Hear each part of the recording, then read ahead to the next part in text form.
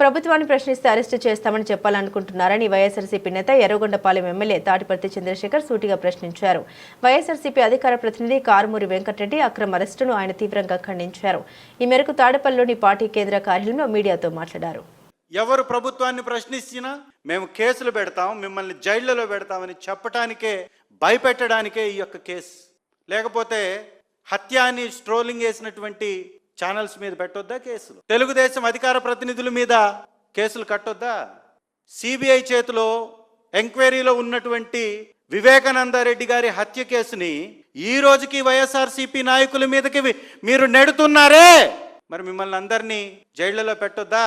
పవన్ కళ్యాణ్ గారు 30,000 మంది అమ్మాయిలు అక్రమ రవాణాకి గురయ్యారు, వాలంటీర్లు తరలించేశారన్నారే, పవన్ కళ్యాణ్ గారిని జైల్లో పెట్టకూడదా? కేసు కట్టకూడదా? వారేమన్నా అతీతమైనటువంటి వారా? జరగనటువంటి అనేక తప్పుల్ని, అనేక విషయాల్ని తప్పుగా చిత్రీకరించి స్మార్ట్ మీటర్ల దగ్గర నుంచి ప్రభుత్వ పథకాలన్నిటి మీద అబద్ధాలు, అసత్యాలు, అప్పుల గురించి చెప్పినటువంటి లోకేష్ గారి మీద కేసు పెట్టొద్దా? ఎంతో మంది ఈ రాష్ట్రంలో హత్య గావించబడుతున్నారు, అత్యాచారం గావించబడుతున్నారు. వీటన్నిటి మీద ఒక్కడిని అరెస్ట్ చేశారా ఈ రోజు వరకు? వైఎస్ఆర్ కాంగ్రెస్ పార్టీ నాయకులను ఎంతమందిని అరెస్ట్ చేశారు ఈ రోజు?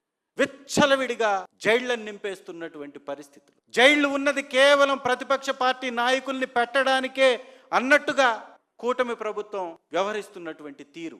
విచ్చలవిడిగా అధికారుల మీద దాడులు జరుగుతుంటే ఒక్కడి మీద కేసు కట్టారా?